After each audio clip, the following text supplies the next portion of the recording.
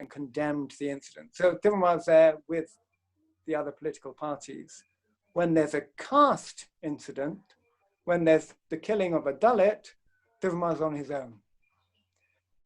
What his embrace of Tamil nationalism has meant is that slowly, and is painfully slowly, one or two of the other parties are starting to voice a condemnation of caste atrocities. I don't think the CPM will have broken up to caste quite as soon as they have, even though it's not soon at all, without being pushed by Dalit parties. So now the CPM have the Tamilnadu Untouchability Eradication Front. I think part of the reason why they formed that was because of the work of people like the BCK. So there are few questions with that. The main question I'll go later. The other question is Untouchability Eradication Front. Actually, Brother Adiyaman of Adi Tamil Peravai, he used to tell me, my lessons are from there. He used to tell me, first of all, this Untouchability Eradication Front is a Gandhian approach of eradication untouchability than the caste. So I would also take up this other Dalit leaders who used to say that caste is not a separate category for them, so, though it's a social category. So there has been a long critique over the Untouchability Eradication Front. However, they do work good work on the ground. We have criticism over the approach, but do they committedly work? The mistakes, what do they? It's the committed mistakes they do. So in that case, what is your approach apart from this criticism? Do you have any strong reason to say that the left movement in India, in Tamil Nadu particularly, have failed in Dalits issues, which Tirumala and other leaders came up? Do you have something to say? Yeah, of course. If you look back to the 1940s and 1950s, if you think about somebody like Kathleen Gough's work, the Communist parties is where the focus of Dalit activism was. And this was not Dalit activism, this was the activism of the lowest castes, of laborers combining together in order to fight for a more equal society. Yet that vision never translated into affording Dalits leadership. And so you have critiques by people who have come out of the rest of people like Maithili Sivaraman, who point to these mass failings, you know, in focusing on class rather than caste, in focusing attention, you know, basically saying that we'll deal with caste after the revolutions happened. They brushed caste under the carpet. They failed to acknowledge the fact that so many of their members came from Dalit communities, and they haven't afforded any of them the recognition that they deserve. Even now, Dalit leaders in Tamil Nadu tend to be, there are some exceptions, but they tend to be in the Untouchability Eradication Front, not in the party proper. We had both Prakash and Vrinda Karat came to Edinburgh a couple of years ago, and I put this question to them. I said, you have this Politburo, why do you not have any Dalits in the Politburo? And he said, oh, we have a process. You know, people have to, first they have to join the party, then they have to do this work, then they have to do that. They've had 80 years of process. They still don't have Dalit representation. How then can you expect Dalits to follow a party like that? And in that sense, I think the left parties have been forced to address caste by the uprising of Dalit movements.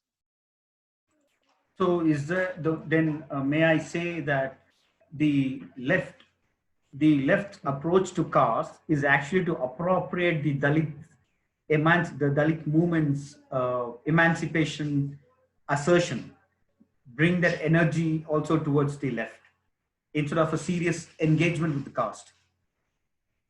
I think we're beginning to see more engagement with the question of caste. And I think that has been forced upon them. And the more engagement there is, the better. And I mean, some aspects of it you could term appropriation, but I mean, being more positive, you could say there's an awakening, and a long overdue awakening to the issues that confront them on the ground. So when we say that the left failed looking at the issues as a class issue than the caste, So my argument, my study, actually, I am not an equal, but just I want to put some ideas. So in my idea, I find that Dalits' approach to the caste question also failed because they did not see class. Can I say that? Do you have some? Yeah, you can certainly say that. And I myself wouldn't see myself as an equal to you either. I mean, your work is much more engaged and practical. So let's not get into a competition there. I think there's merit to that argument, but I would dispute it somewhat. And I'd dispute it for this reason. We tend to focus on the symbolic aspects of Dalit movements, but Dalit movements have never been entirely about symbolism. Dalit movements have also always articulated a strong demand for land, a strong demand for labor and, employment rights. They've always campaigned for, a widening of the non-farm economy in the rural sector. They've demanded land reforms that are meaningful, or the implementation of land reforms that exist. They've demanded the extension of reservations to the private sector. So there is an economic argument there which is aware of class issues. It's just that most analysis and most of what Dalit movements have been able to achieve have been at the symbolic level. Yeah, of course, Baba Sahib Ambedkar was one of the first person to have the left labor movement. But what I was I was keeping something in my mind and arguing. So in this case of the scavenging issue, I find the caste has been studied well, but the class aspect has not been studied by the Dalits. For an example, a sanitation worker, just give me a few seconds. So a sanitation worker, when he goes to work in the morning, there is caste involved in it, but there is a class also. For example, the sanitation worker in India is not a regularized worker. He does not have any government law abiding job he works under. He is the only work in India is considered as a caste labor. So so when Dalits approach the scavenging question, they look that as a caste issue. They don't look as a class issue. Therefore, they say, why do you work this work? You should leave this work, they would say. Let all of them work. That is a different argument altogether. But that is undermining the class itself, I find. But so I was finding it in Dalit movement, when it comes to the scavenging, they do not see the class aspect of the caste job. That is a scavenging. So from that aspect, I was putting that question forward. So how do you see this argument, which I'm trying to look into it, that this class and caste, India is a caste and class society, even before the emergence of class? Yeah, I think there's no gainsaying that the two structures are so intertwined and work to reinforce each other in many different ways. In terms of the particular issue of scavenging, I think you're right. It tends to be viewed through a caste lens and a caste lens alone. That said, there has been some analysis by Dalit movements of what it would take to help people move away from the profession. So it hasn't simply been a blanket abandon this work, though there has been a lot of slogans like that. There has also been a sense of, well, how can we find work which would enable them to have a livelihood if we get rid of this work, or how can we make this work different? And I think the class aspect comes in there. It was very telling. One of the people I worked closely with during my last fieldwork in Madurai was a trade unionist who worked with corporation workers, scavengers, sweepers, water tank operators, and so on and so forth.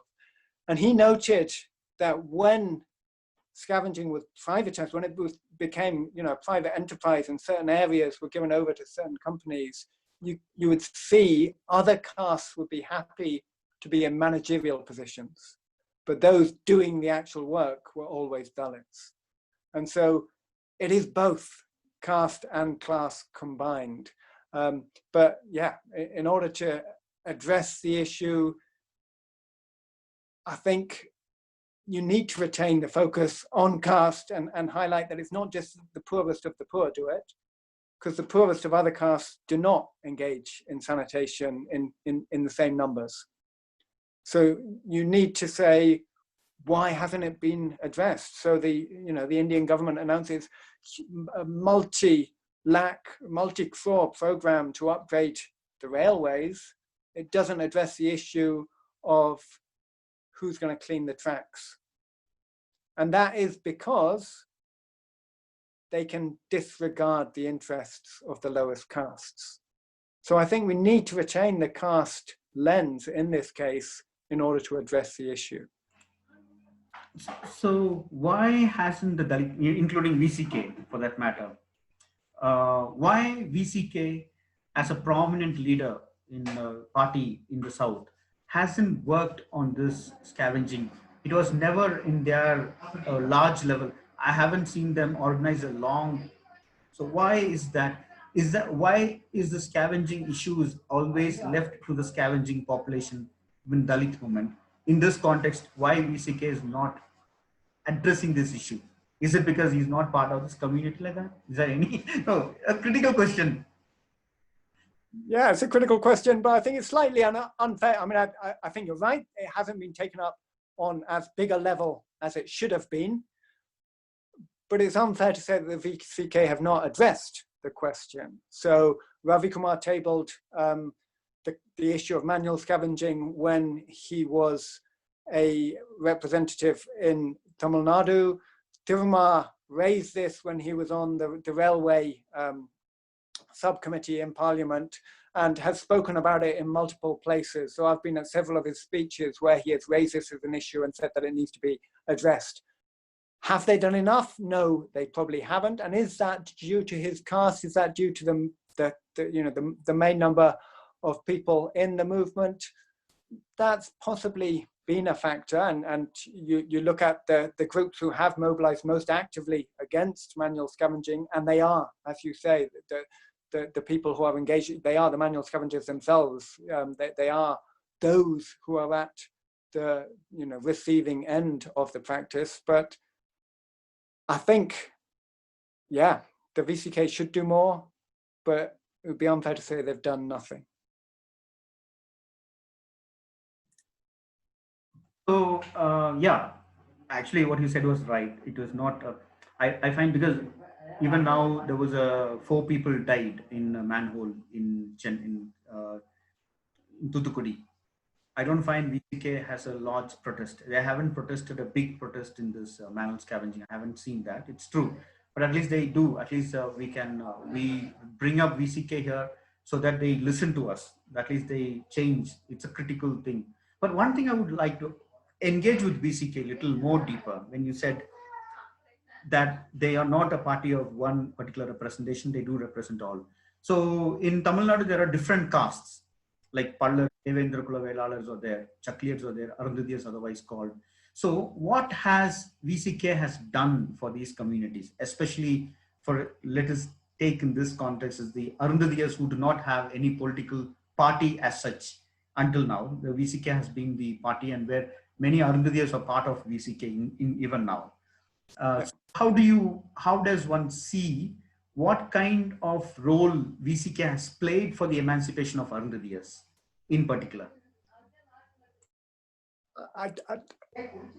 So the question is, can you divorce that from what have the VCK done for Dalits more generally? And I think even that is a moot question. And don't forget, when we're asking these questions, the VCK have never been in power. They've never had more than 2 MPs or 2 members of the Tamil state parliament.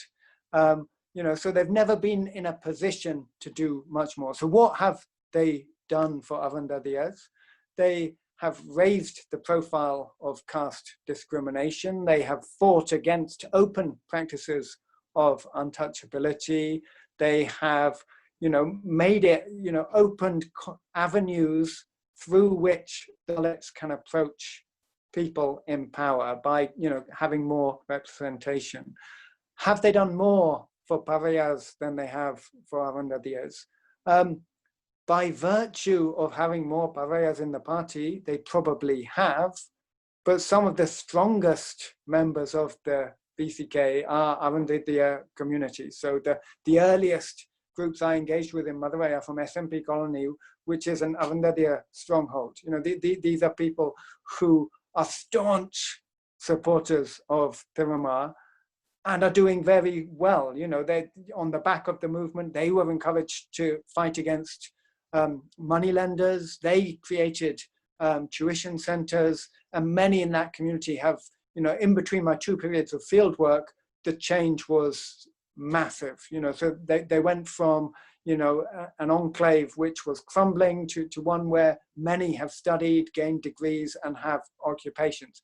That's not solely due to the VCK. I mean, nobody can pretend that, but the confidence that was gained by being part of a wider organization, the confidence to fight back against dominant castes and to invest in education, I think in part can be afforded to the VCK.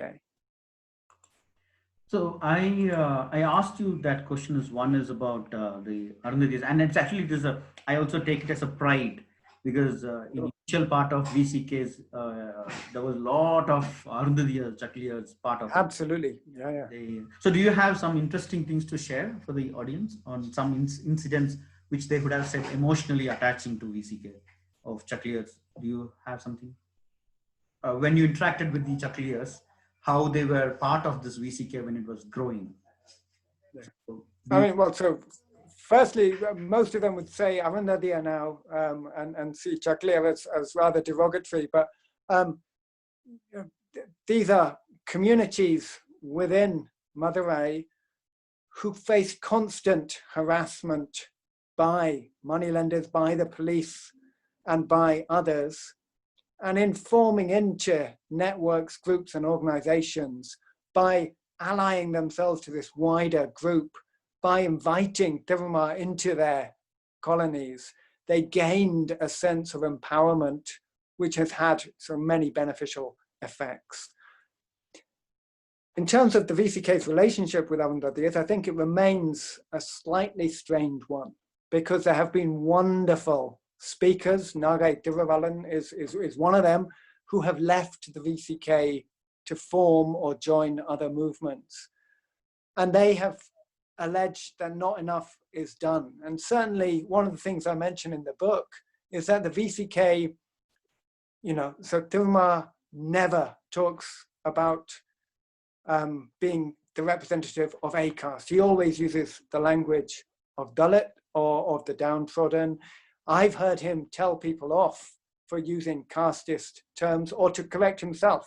So, you know, in Melawallaru, where he gave a speech and he quoted a proverb which had parias in it. He said, "I'm saying this for illustrative purposes only. It is not because I am a member of a particular caste." So he corrected himself. So at the level of rhetoric, at the level of leadership, there is this commitment to Dalitness, but it doesn't fully carry through. So if you think about the images that are most closely associated with the leadership, if you ask the leaders, they'll say, well, Guruswami, you know, the famed Arundhatiya leader is one of them, but he very, very rarely features.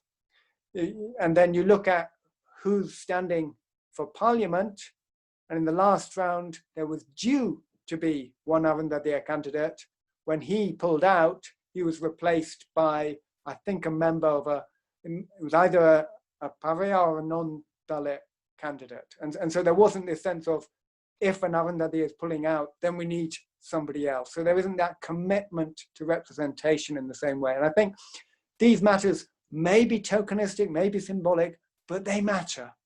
And when you press people on the ground, then those who are disillusioned and have moved into Arundhatiya parties will raise these issues with you.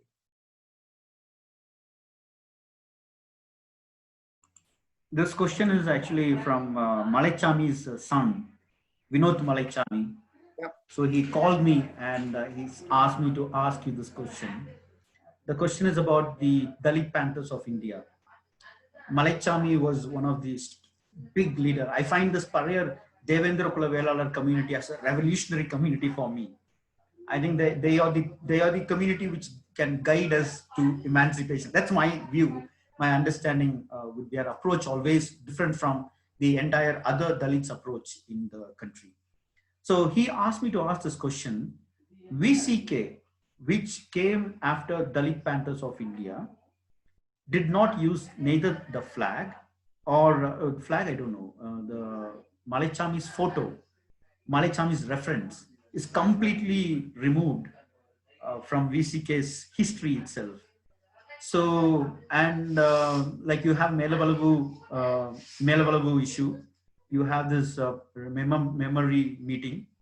But I find when I was there in SN Nagar, some Madurai, some Arundhati's colony, I'm very bad at names. So they said VCK, the Dalit Panthers of India, the first big movement they led was with Arundhati's, with the country liquors being sold in that area. And Malechami was the leader who led it. And after that, a few years, he died. So they said when Malechami was there were different leadership was there. Even Tirma was part of that leadership. And then later it became a VCK. So why people want to know what is the reason that Malechami's picture does not figure at all in VCK's, any part of that, even that pictures of the photos. What is the reason? Is that something which we can know from you? It's a good question. It's nice to hear from Malechami's son through you. And this is an issue that is raised within the movement, within the party itself. You know, there is a sense that they could and perhaps should do more to honor the leaders and martyrs of the past. And when they were first starting out, that was one of the things they did very well. You know, one of the ways in which they used to congregate was in order to honor the people who went before. And Malechami was certainly very present during my first period of field work, and barely a speech would go by without a mention of him. I think, and this is my own analysis rather than what anyone has said directly to me, I think that with the move to politics, you have what you have in any political party in India, let alone in Tamilnadu, and that is a focus on the big man, on the main leader. And in that focus, secondary figures, both past and present, get lost out of the picture. So it's not just that Malechami is missing off posters, Ravi Kumar is missing off posters too. You know, so the overriding focus on one person is the way in which politics is structured across much of India itself. So that's very interesting to know that initial part of the meeting, he always referred Malechami in every meeting. Yeah. And if you spoke to him now, he would, you know, when I last was in touch, then certainly he will speak very fondly about Malechami. You know, when he's talking about his emergence into the movement, he will always recognize Malechami. But yeah, I guess there is that question of how many pictures can you have on a banner. But yeah, like I said, there is a debate within the movement about that. So may I ask you this? Is this because that the Tirumavalavan, which we know, which I grew up knowing him as a leader, he also kept my name as Kadir Nilavan. He changed my name personally in Hyderabad. So I really love that leader of Tiruma, that part during 2000. Then there is a shift. That is, there's a simple way to put it. During Melabalavu atrocity, he emerges as a leader. After it goes to the court, he goes to compromise, as Ratnam advocate says. There is a lot of things which he talks about the movement. So is this because he became a political party? The language changes from community to a society to address the larger audience, where we became small figures in that large audience. Even this goes to your earlier explanation that when you go as a political party, you need to represent the larger vote bank. So, and you need to create a leader not for your community, leader for the others also. So can we say that is transformation from Tiruma, the leader, the ground leader who fought voraciously, mobilizing lakhs of people across the Tamilnadu, who gave self-confidence, transformed into a political leader? That is the issue here. How do we see it? That, in a nutshell, is the argument of my book. Yes, but I think there are many different issues that feed into it. And I think that the first one that we need to address is, well, why did they become a party? And one of the key reasons is that they were facing a huge amount of police intimidation, pressure, and repression. It got to the point in the late 90s that the Dalit Panthers could not hold a meeting without hundreds of preventative arrests. So, what's led them to move away from the more militant stance to one which is slightly more attenuated? Well, police repression is one issue, and we should never forget that. The second is, once you become a political party, then it costs a lot of money, and several studies have shown quite the eye-watering amounts of money it costs to run an election campaign. The VCK don't have the resources to do that meaningfully on their own. So if they want to compete at a level with other parties, then they need alliances. And when you have alliances, then they impose conditions. They don't, so at the formal level, they may impose conditions. At the informal level, you are speaking to them day in, day out. They are saying, we will campaign for you, we will bankroll your campaign. And that has an impact as well, because then if there's an issue, they can phone you up. They can speak directly to you. So then you become torn in different ways. Again, it's important not to point the finger at the VCK. I mean, this is a pattern that has applied to movements around the world that struggle with the process of institutionalization and the new relationships and dynamics that creates. It's also important to note that for all that some of the radicalism has died away, if there is an atrocity against Dalits, the only party who are still raising a fuss are the VCK. So actually look around the state in Tamil Nadu.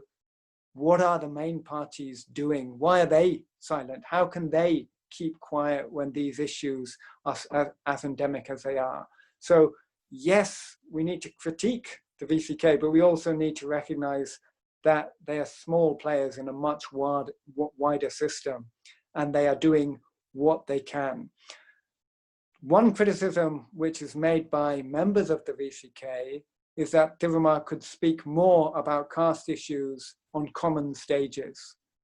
And I think, to be fair, that has started to happen in the past couple of years, but maybe not as much as radicals would like.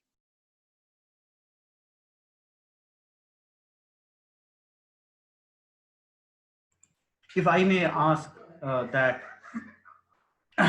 when people say that the risk, which this is one argument which even Tiruma Anand used to say, and a widespread argument that they were facing a lot of police pressures.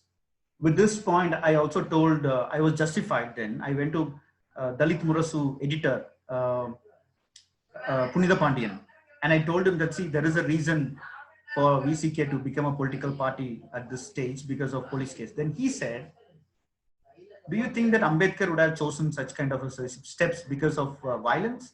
Or even the Muslims now, if there is a violence on me, can I leave the movement and go and join the BJP for that matter? Because I find, no, that's a very bad explanation, but I would put this way, so much of pressure with the police, but that cannot be a reason to jump to a political platform where you haven't got anything right now. Can you give me some incidents where they got justice by the court, which now right now Tiruma and Ravi Kumar and VCK are part of the state? Other cases they won. They filed FIRs and they won the cases. All the atrocity cases are on the watered, but they are part of the state. But I may not be aware of all the cases they have followed. You must be aware. So are there any cases which you can refer to us to look back and see proudly that they, being a political party, was really good for the community for winning also the cases or getting justice for families? Are there anything incident which you can tell us?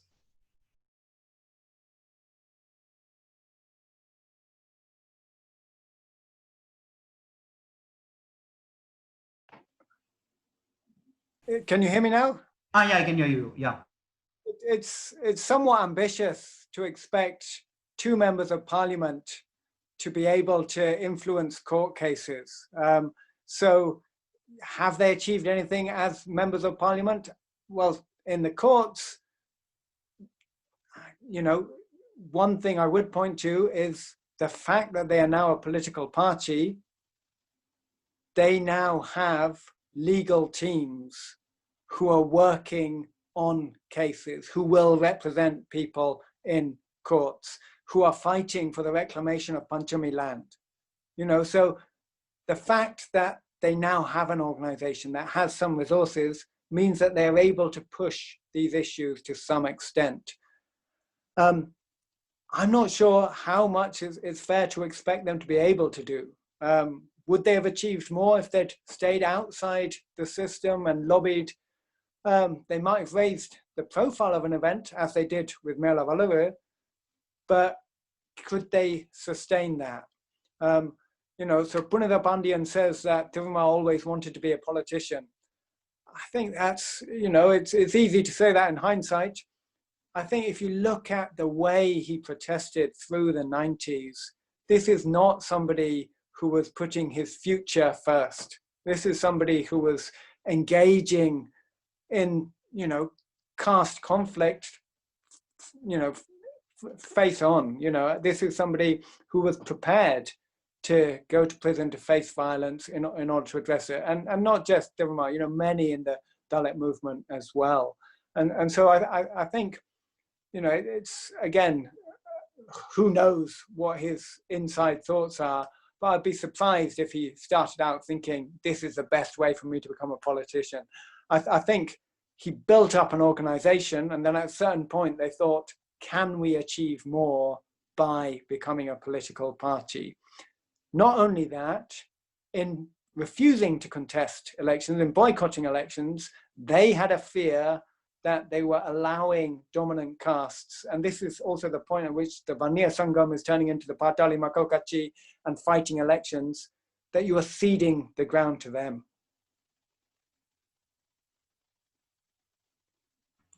So actually, in this, I do, because I was telling that when I said they were part of the state, I mean to say as a party registered with the state, as a political party, saying that we are also political party, and contesting elections and taking all of the spirit to the state. Yeah. This was not the earlier case of Tiruma. Tiruma earlier was Tiripiyadi. That was not the language of the state.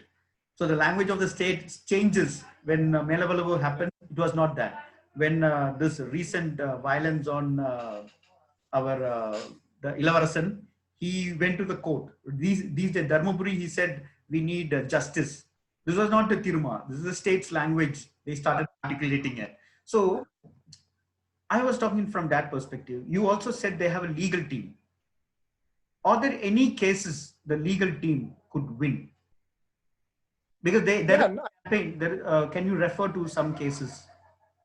So there are numerous small cases, but don't forget, it takes longer to go through the courts than it does to block a road. But the fact that you've blocked a road and gained a public response doesn't mean to say that that is carried out. So things like Madurai Tirthakadu, where a Dalit settlement was occupied by dominant castes. For 20 years, they fought a case through the courts in order to reclaim that land. They gained judgments from the court, and yet the police refused to evict the dominant castes. And so they go back to court. They gain another judgment in their favor, and then there's a stay on that. And it's only after 20 years that you finally get the judgment that you wanted. So if you're working through a legal system that is structurally working against you, then it's going to take much longer. And does that mean that you achieve less than you would do if you were outside, for, raising a protest? It's hard to know, because like I say, by raising the protest, they would have gained recognition, but that doesn't mean that it would have been carried through, that the dominant caste would have been kicked out of the settlement. There's a lot of angst within the movement, a lot of suggestion that the party increasingly compromises around atrocity cases, around cases of violence. And I put this to Tirumavalavan and I said, you know, there are all these allegations.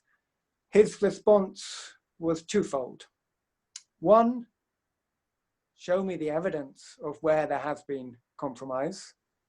And I think the point there is that there is a huge amount of negativity, a huge number of allegations which are leveled at Tiruma because he is seen as one of us, that are not leveled against other politicians who are perhaps more culpable. So that's one thing. The second thing is, he said, in lesser cases, it's not always wrong to compromise. And I raised my eyebrows. I said, what do you mean by that? He said, precisely the sort of thing I've just said. If you go to court, you pay a lot of money in legal fees, you lose wages day after day going to the courts. And at the end of it, you may not get a verdict which is in your favor. In fact, we know, looking at the figures, that you very rarely get a verdict in your favor. So if you are forcing other people to negotiate with you, then surely that in itself is a small victory. If it's confined to lesser cases, then I can see his point.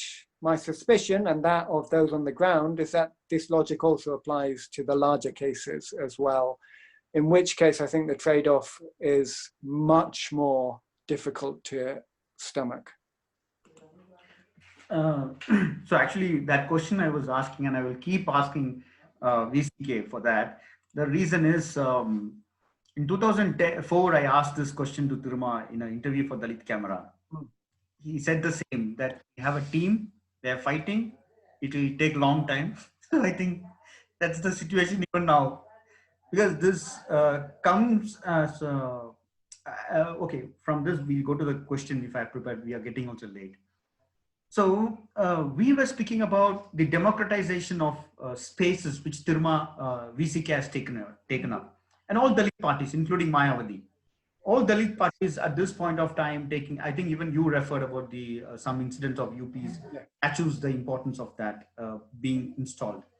So the public spaces, but in an anti-caste struggle, Ambedkar, the crucial phase I find with Ambedkar's explanation of caste is, he brings caste not only as an outside phenomenon, it's also an inside phenomenon, which even you say, an individual in your argument of Bodo, you bring that community and individual. Now, the entire Dalit movement is always speaking about the community, how the upper caste, but the individual is forgotten, that the house. For example, the Dalit movement would say that we will go with the intercaste marriages. But when you take a domestic violence to them and say that, see, men and women patriarchal house families are there, why don't you take them there? It's a personal issue. So how this, not only that, including there are many aspects of individual is forgotten. And I think Dalit women takes up this question of individual, of Dalit men behaving how. So caste, patriarchal. So how do you find? I find that there is a lack of Dalit women's engagement with the individual per se, then a very important aspect of caste also. So how do you see that? I agree, yes. I think more, and this, like you say, this stuff I've written about, more could be done to domesticate the issues that are spoken about on platforms in terms of domestic abuse, in terms of ending patriarchy, in terms of equality of women, you know, all of which are on paper key aims and goals of the party, of the movement. None of that is necessarily carried through at the local level. I think it's unfair to say this of the Dalit movement as a whole, because Dalit women's movements and organizations actually have addressed these issues front and center. And so I think we need to celebrate them for that and acknowledge that. I think it's also interesting that at various times there is a small move towards the domestication of larger issues. And you see that not on political stages, you see that not in public meetings, you see that in movement weddings. So I've been to several movement weddings, and in each of them, there is an attempt to address things like the equality of the couple, to speak against dowry. I've actually witnessed a VCK member refusing dowry which was offered to his son, and sending it away and getting angry about it. So there you have an example of the domestication of one issue. But I think, yes, much more needs to be done to work anti-casteism into everyday life. And you know, you mentioned that paper. In that, I give an example of a Dalit activist who is by his home, and he sees a scavenger lady with her young child, and the child's thirsty, and so she goes to the first house and she knocks on the door and she says, "Can I have some water? My child's thirsty." And they say, "Where's your cup?" They expect her to have brought her own receptacle, and she says, "I forgot it." And they slam the door in her face, and she goes to another house and the same thing happens. And he's been watching, and he says, "Go to the fourth house, that's my house, go to my house." And so the lady goes to his house and knocks on the door and gets the same response. Whereupon he intervenes and says, no, look, we need to practice what we preach. Let her have the cup. And then there's this debate within his household about, well, what do we now do with this cup? Can we still use it? Do we need to set it aside? And it's a vivid illustration of the micro issues that need to be brought home in the struggle against caste. And so I think you're right, more needs to be done on this. Because I find when I actually bring this argument of the individual, as you say, yes, there are Dalit movement, and I find really, I salute means it was an inspiration to have Asha Kautal, Jupaka Shubhatra, a large number of intellectuals and academicians whom I'm in touch with. It's really great to learn from them, and it's actually, my questions would be, without them, I don't think this insight would be there. So, but one thing I find with this, even individual spaces, apart from the patriarchal concept of being within the family patriarchal approach, which goes also to the collective approach, which Dalit women speak about, but I find even the caste itself in the house. For example, when I say Parayar, you know this is a tradition. I am very sad to say that they say we are Veera Chakliyan, Veera Parayan, they would say. And that kind of an, oh, Chakliyan, you are an untouchable. And I can show you n number of villages in the northern India. You know that, you must know it. And I think you have to comment. And I was talking to Henry Tifange in 2010, asking him, show me, I asked him, how, is it true that Parayas harass Chakliyas? I asked him this, because I was also very curious to know. He said, Ravi, that time I was Ravi, he said, please show me one village where Parayas treat Chakliyas equally. I will leave this people's war and I will just join you. So how do you see Chakliyas being treated by Parayas? How are they treated? So this depends whether we're talking about members of the VCK or about the question more broadly. And I think you're right. There is, you know, the virus of Brahminical attitudes infects everybody. There is, you know, this is Ambedkar's great insight that we are talking about graded inequality and a division not just of labor, but of laborers, each of whom looks down upon those beneath them in the hierarchy. And you see that writ large. I've not been a rural ethnographer in the likes of David Moss or Robert Deliège. Robert Deliège, who spent many years in a village in mid-Tamilnadu, says that actually there is more equality between Dalit castes than you would expect from the rhetoric. So I think we need to battle against Brahminical attitudes. We need to be careful of areas in which the same touch-me-notism is practiced towards those who you see as lower. But we must not forget that untouchability as a whole is visited upon Parayas, Pallas, and Arandadiyas more so by those above them than within the community. So yeah, no, it's a troubling aspect. It's one that urgently needs to be addressed. And it's one that the way in which politics works in Tamil Nadu doesn't help, because each community has their own political leader, and then many disputes arise over political turf, over who gets to occupy which areas, as well as around issues of caste. In terms of the VCK itself,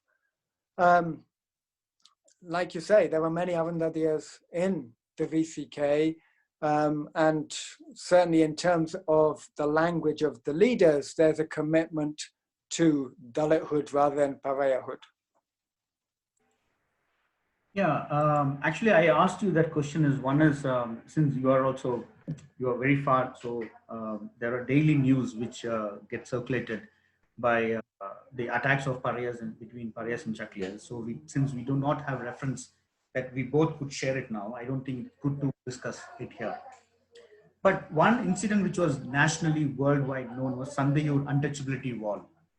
Yeah. That incident, VCK leader, all the leaders, including all pariahs, only very few in numbers, like Sami and even T. Marx, Armstrong, such people were very few in numbers stood by Arundhatias. Not even Arundhatias, I'm saying it's not, then it is an identity politics. They said it's an injustice, but VCK took up this as their only work in Madurai.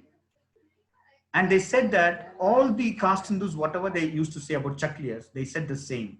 Villages said they were supported by the Parayar parties, and Evidence Kadir was one of the seriously, he was in the forefront of the movement in Sandayur against the Arundhatias accessing equal space.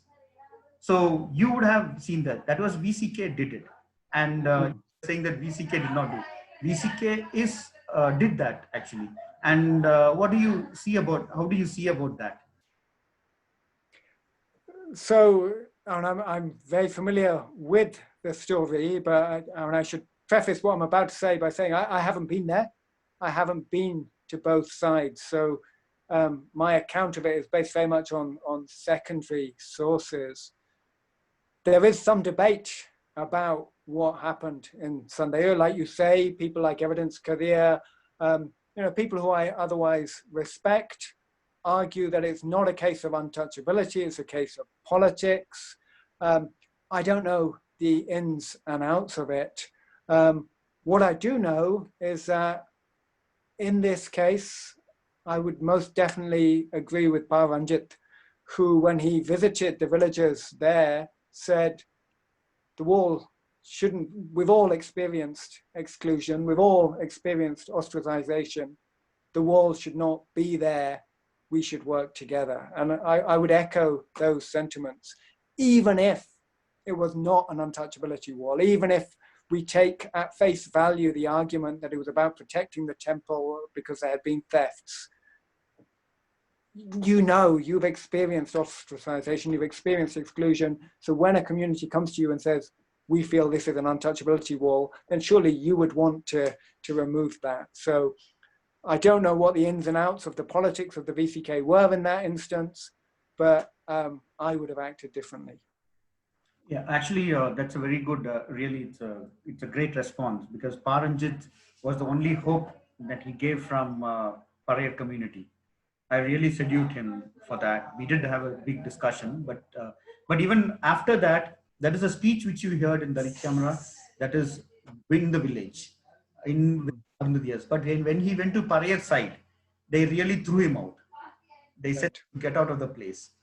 And also it was not about the, I'll just give you a brief because I think it's a very important, even now it is an untouchability wall. Even now Chakliyas are not allowed there, Arundhatias are not allowed into the wall. It is not about the theft there. They built the structure. I can forward you the court case everywhere. Even whatsoever it is, I would ask this one. Where did, if VCK claims that they are the Ambedkarite party, on what is that they take from Ambedkar? What is that they follow from Ambedkar? Because Ambedkar was against Hinduism. you see in Sandayur, VCK saying that we are protecting the Hindu wall. What the BJP is doing, they were doing it. How do you see this issue? There were so many facets to that question.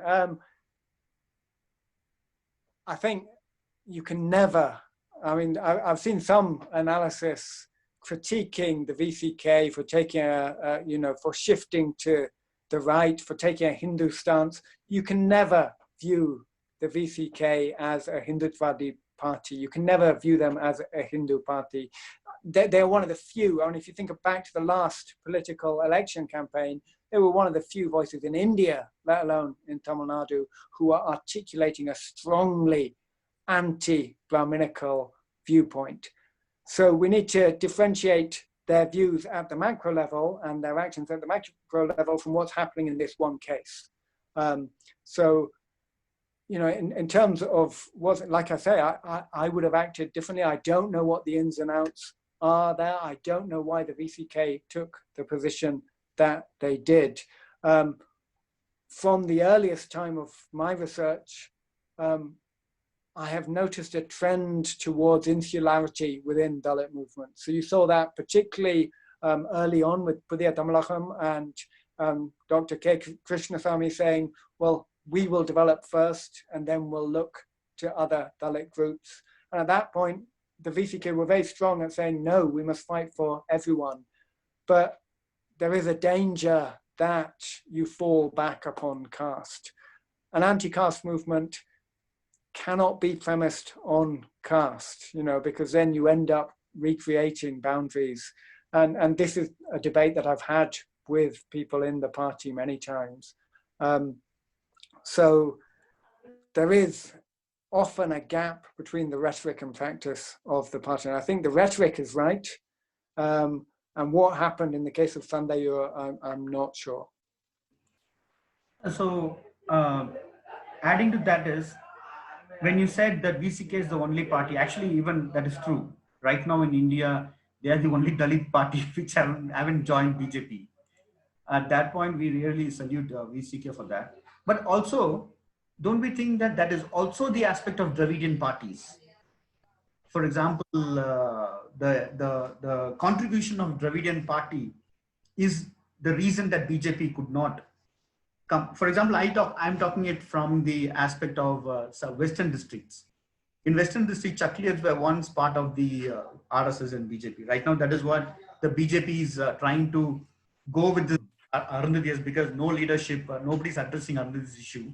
So Arundhathiyas have been going after DMK and ADMK. Now they said that, okay, BJP is saying, we'll give you the stateship. So don't you think that the contribution of solely he not associating with BJP also has something to do with the localness of the politics itself? Because I think... Absolutely, yes. Yeah. There's no question of that. But I think the difference between the Dravidian parties and the VCK in the last election was that one was local, the other articulated a much more India-wide critique of Hindutva. And it was Tiruma who was doing that. He was used in some cases on Dravidian platforms in order to make that argument. The Dravidian politicians were not making that argument. Yes, the DMK didn't ally, but they have allied in the past. So in that sense, I think, for all my many criticisms of the party, and I think they have lost their radicalism since becoming a party, I fully and wholeheartedly applaud the stance they took in the last election. And I think they were one of very few voices to do that.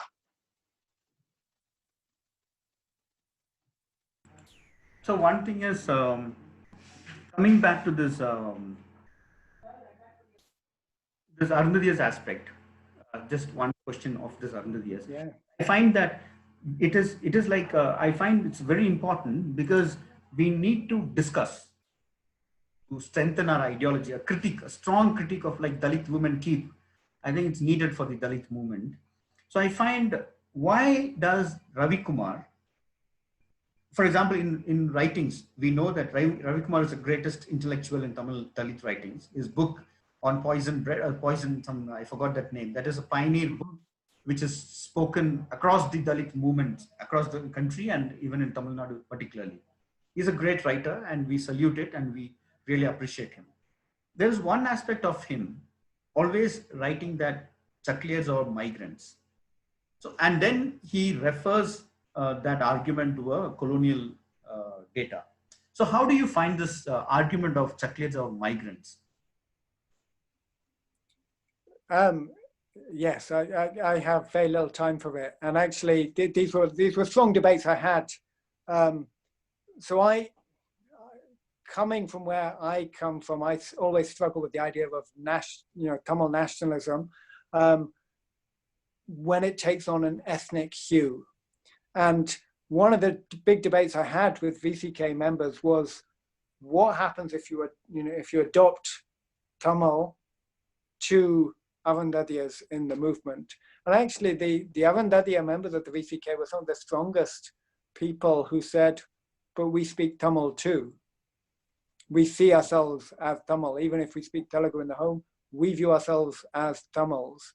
And, that Tiruma at times has adopted a Tamil nationalist perspective, but at other times has been amongst the first, if you think back to a couple of months ago with the initial lockdowns due to COVID, to point out that many of the migrants are also Dalits, to make connections across states.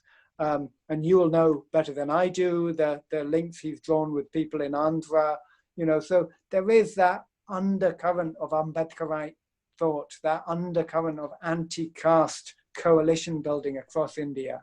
To the extent that there remain arguments about Avandadiyas as immigrants and outsiders, that's deeply damaging. It's not based in, if you go back far enough, all of us are migrants.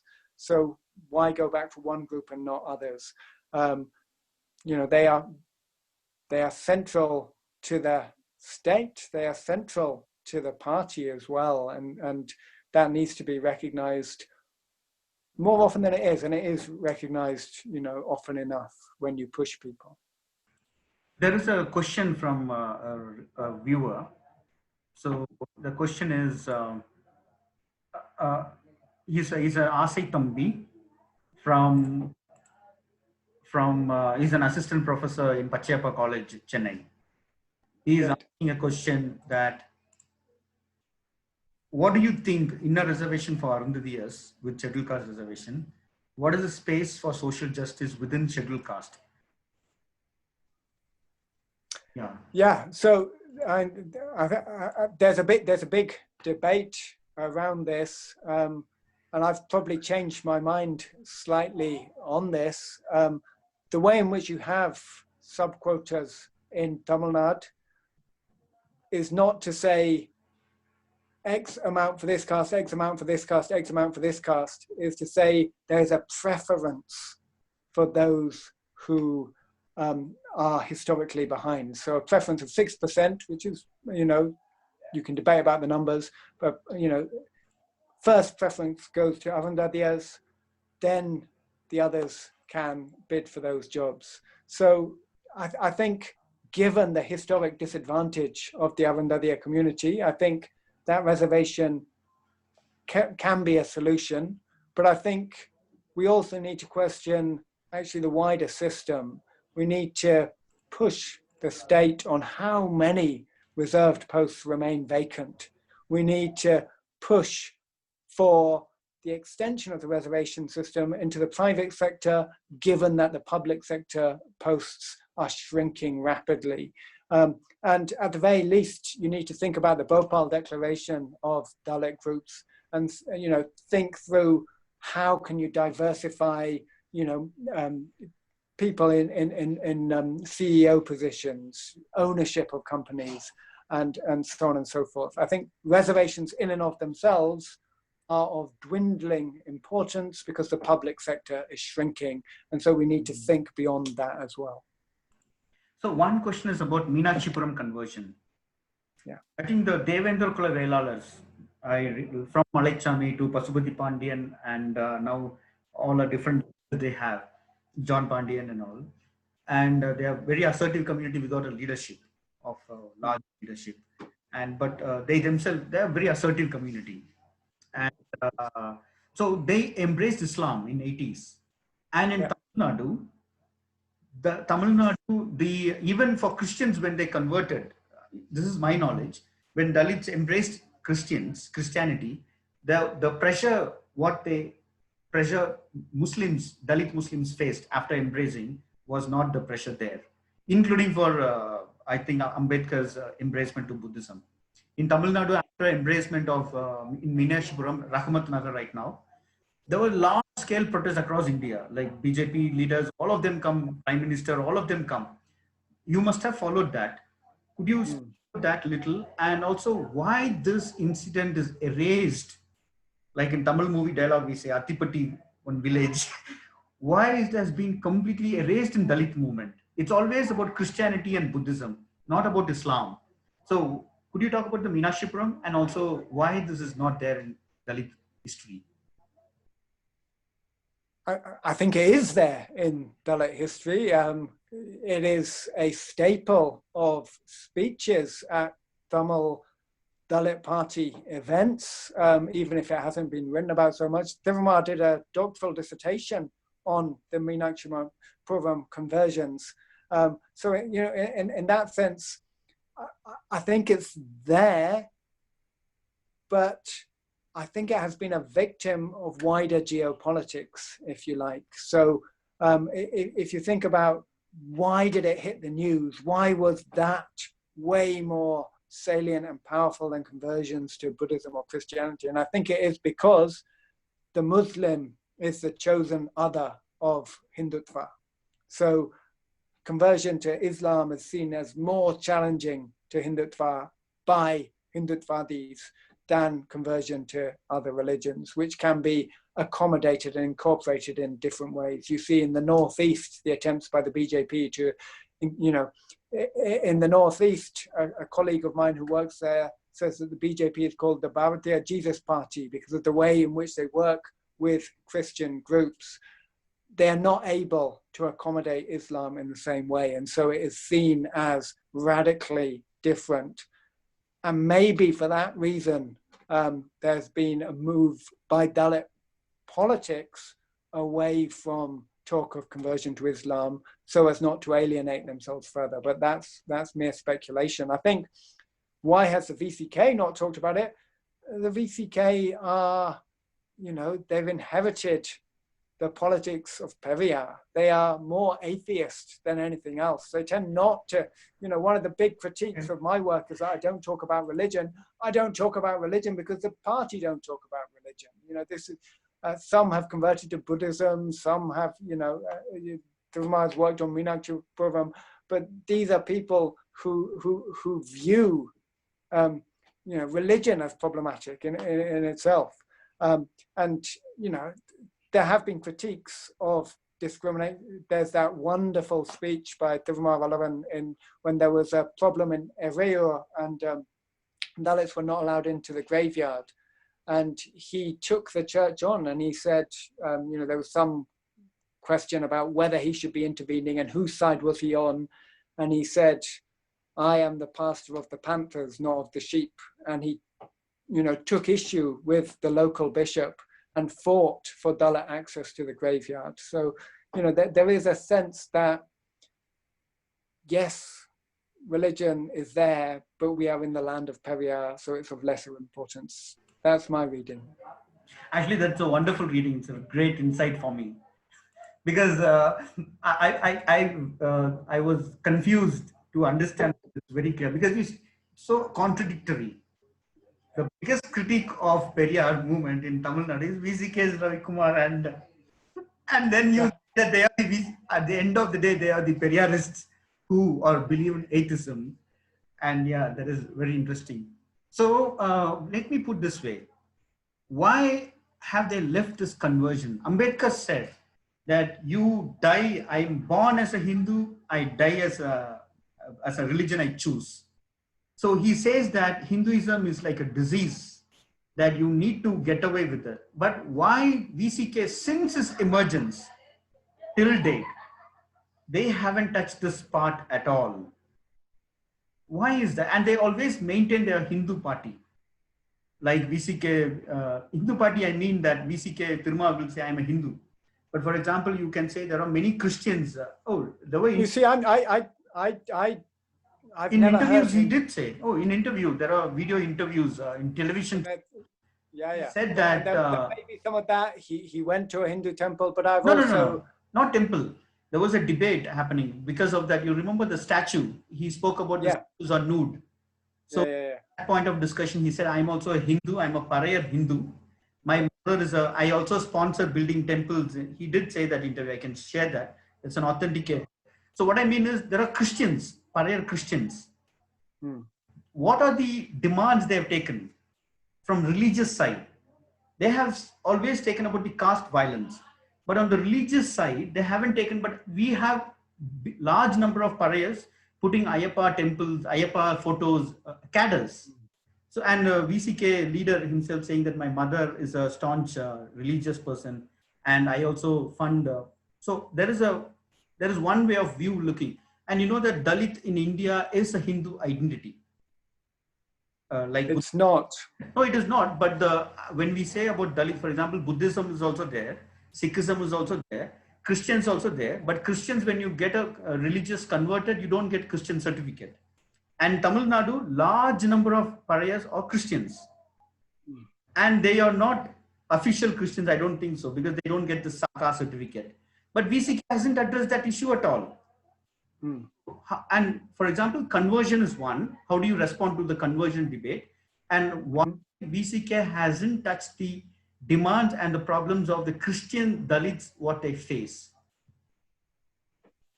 Okay, so lots of different questions there. I will probably give an inadequate response, but conversion. Ambedkar did not view individual conversion, this is my reading, as the answer. He did not convert as an individual in the way that St. Paul converted to Christianity on the road to Damascus.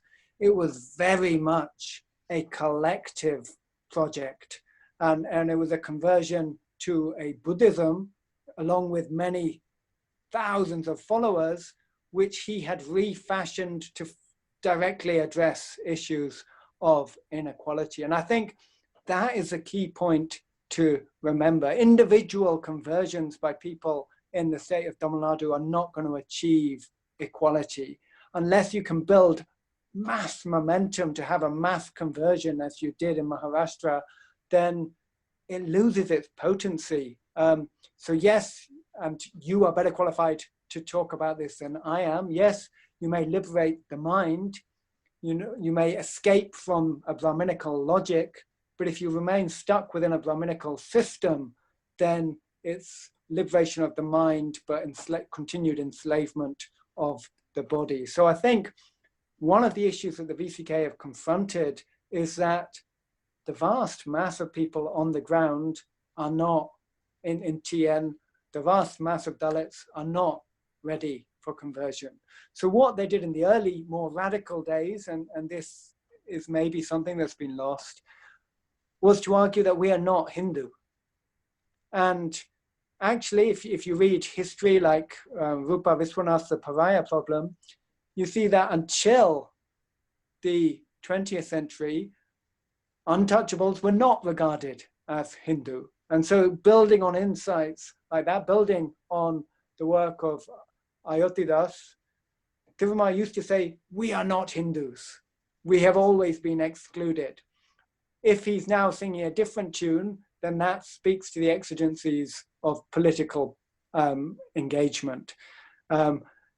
In terms of the more radical critique of Hindutva, I think that came earlier. And I think that is something that I would emphasize, the notion that actually, why call us Hindus when we've always been excluded, when we've always been cast out? We were only included in the Hindu fold when it became a matter of expediency, when the politics of numbers were important in elections. So we're going to, so reclaiming that past, to my mind, is more progressive than the endless running after, like you were saying, Vera Pariya, Vera Rundadiya. It's an argument of a critical other. And then have they not taken up issues of discrimination in Christianity? So they have argued that Dalit Christians ought to be entitled to reservations. And I think I'd slightly take issue with you on the issue of Dalit as Hindu. Dalit, to my mind, and I could be reading it wrong, is the term which embraces those who have converted. So within the label Dalit, you have Dalit Christians, you have Dalit Muslims, you have Dalit Buddhists. It's within the scheduled caste, the official category, that those are excluded. That's where you have to be Hindu or Buddhist in order to gain access to reservations. So to my mind, Dalit is the more inclusive term, and I think it is the term that the VCK would like to lay claim to. And as I was saying, with the case of Ereyur, where there is discrimination within the churches, then that has been addressed.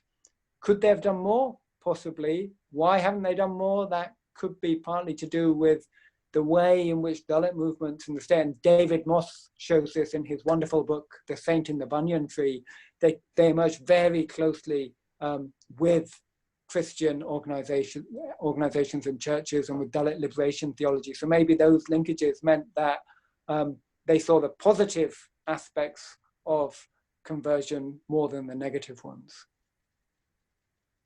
I think I've crossed your promised time. Actually, sorry, because this is the first time and your research is for 20 years of your research and we can get into 40 minutes. So actually, this is my learning experience. And actually, it's an amazing point which you told me, that I would also love to look at this Ambedkar's conversion aspect as a collective aspect. Most Dalits used to say this, that I want to go collectively. So I would actually, I would ask you to comment on this. Before, there's one question one person wrote, because before that, this is my personal selfish question. I just want to ask. Can I ask? All right. Of course. No, please do. Please. Because I find when you are also speaking, the individual and the collective, Ambedkar's embracement, if that is collective, and that has failed, let us agree to the fact that Buddhist embracement, Mahar Buddhists are still a Mahar Buddhists. The caste Mahars have not erased. But in Meenakchipuram, the individual aspect of Islam, reforming oneself, also the community of removing the caste, the individual and that is not there in any other religion apart from Islam, I find. But that's a big thing, maybe.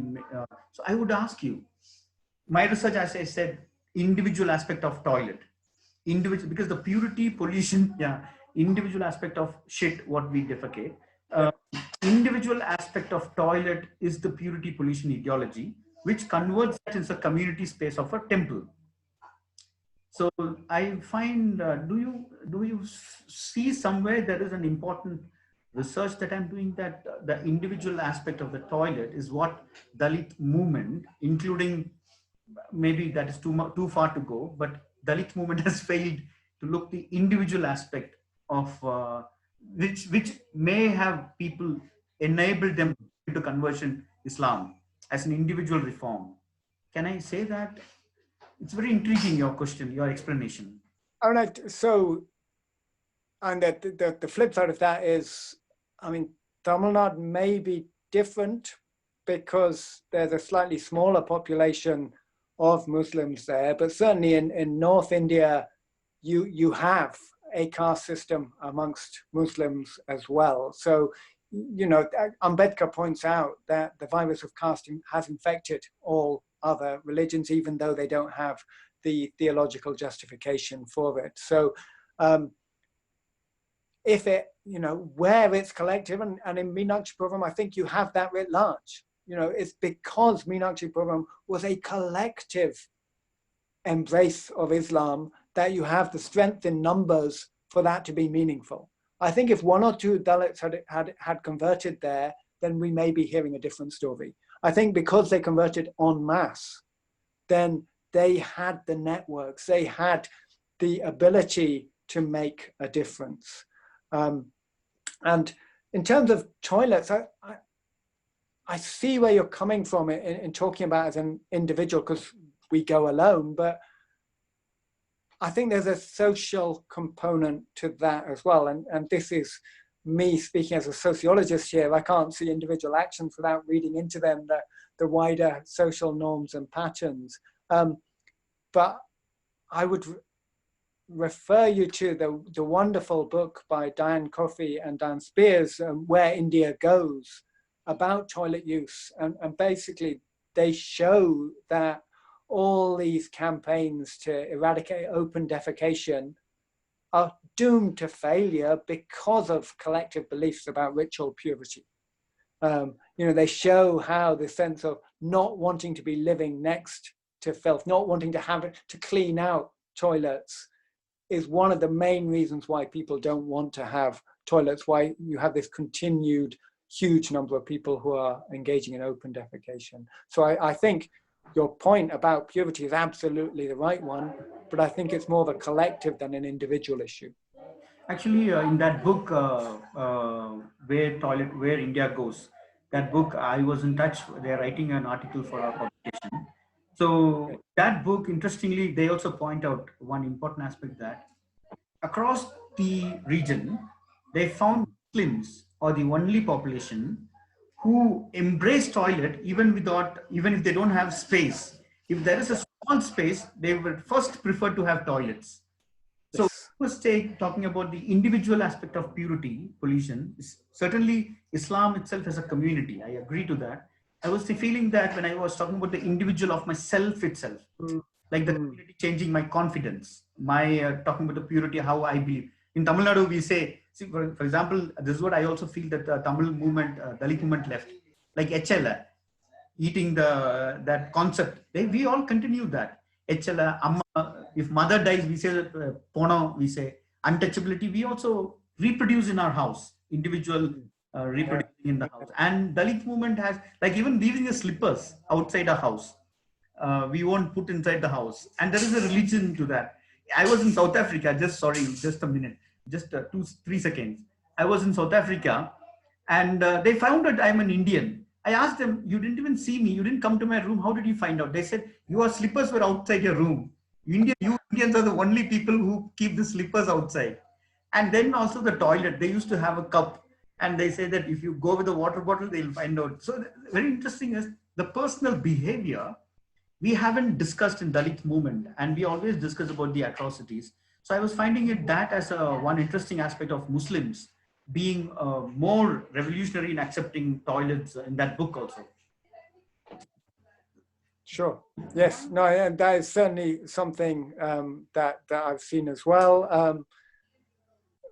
But that in and of itself is not going to eradicate caste. So I mean, that's a step, and that's something that we can learn from. And yeah, and you are further down that road than I am. I mean, you have experienced this, so I will bow to you on that. So one more thing is in that front, actually there is a lot of people discuss about the caste in Islam to me also, and actually even there is a discrimination here too. But quite interestingly, it is not that there is no discrimination, because they are also part of this community. And anti-caste movement even now hasn't discussed what caste is. For example, if you go and ask anybody, my mother, what is caste? They'll say that what is caste? Atrocities caste. But I would, after doing toilet, I would say even your shitting behavior is caste. Even the way you treat your body is caste. You see, for example, my father today, he was eating food and he left the leftover there. And I said that, okay, give me, I'll eat. He said, no, don't eat. Then I was finding in Muslims' houses, they would just don't even ask. They would just, we'll take and eat. Because my father's concept of purity, of our saliva, of our urine, of our menstruation, everything is part and parcel. We do not study, we haven't engaged so much. So I was feeling we are equating the Muslims also following the same thing now. So we are studying Muslims from a Hindu concept. This is my study now. From a Hindu concept, and we are not studying Muslim from a Muslim to the caste. We are studying caste through Muslim and putting all the differences at this point of time. I do not disagree with the Pasmanda's question. I respect them. I come from Chatiliya community and I say that we face discrimination from Parayas. How can I say that Pasmanda is not facing? I will never do that. But I also say that we have to be very cautious in approaching caste when we discuss about Muslims, because we haven't studied caste from this angle, which I'm trying to look into the individual and the community there. So one question is I'm receiving is, you understand Tamil, right? This is a Tamil. Mm-hmm. So he's from Kalaignar TV. This person has, he asked, அருந்ததியரின் அரசியல் வளர்ச்சியை விசிக தடுக்க முயல்கிறதா? ஊடகங்களை பொறுத்த மட்டில் பறையர்களுக்கு வழங்கப்படும் முன்னுரிமை அருந்ததியர் சமூகத்திற்கு வழங்க மறுப்பது ஏன்? Basically, he's asking why our Arundhadiyas do not get enough representation in the media. Sorry. So, yeah. We've addressed this, really. The one thing I would say, and that I try to articulate towards the end of my book, is that, yes, the VCK may not be as active as it should be in promoting or representing Arundhadiyas, but in their politics, they have created a space for the emergence of Arundhadiya movements. If you look at the Tamil Puligal, if you look at Adiyaman, if you look at Jakkayan, if you look at the leaders of the Arundhadiya groups, if you look at their flags, they have been deeply influenced and inspired by the actions of the VCK. So the emergence of a radical movement, which was the Dalit Panthers, has created this space and incubated a cadre who have then taken up the movement amongst Arundhadiyas. Like I say, if you look at some of the leaders of these movements, they cut their political teeth within the VCK. So this is what in the social movement literature, they talk about a spin-off. So one of the spin-offs of VCK activism has been the emergence of an articulate and assertive Arundhadiya voice as well.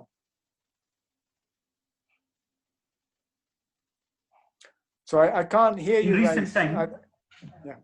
In recent time, this is my engagement. Actually, Yeah. Since I've been working on the toilet, I couldn't pay much attention to other area. So this one, I was quite intrigued. And when you said when I was reading your work, you said you have been in the ground for longest time.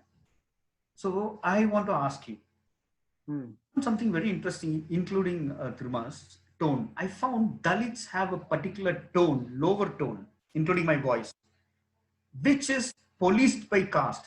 So that's what I say. Until now, we study caste as violence, but I try to say that caste we produce. So including Thiruma's voice is lower. I'm not sure about Ravi Kumar, and even Paranjit's tone is lower. Even Suraj Engade's tone is lower tone. So actually, is it some very peculiar aspect that none of the social linguists have paid attention? Because you must have also gone through such kind of a feeling that the tone of Dalit is so lower than the tone of the others. So do you have something interesting to share, how you felt this? So, and this is, how do you tell a Dalit? You tell them by their attire, by their comportment, by their language, by the way in which they speak.